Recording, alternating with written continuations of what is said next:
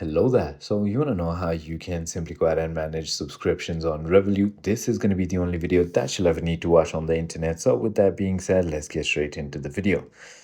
In order to go ahead and manage subscriptions in Revolut, first things first, simply go ahead and open the application and log in into it. And once you've done that, all you need to do is tap on payments on the bottom menu, then tap the calendar icon on the top right, then select a transaction to view details. So tap on new to manually add missing ones and mark them as subscription.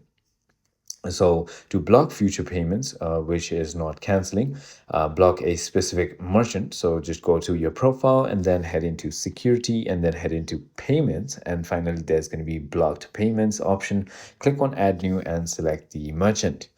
You can also block via transaction. So tap the transaction and then unblock payments or similar option to stop future payments from that merchant.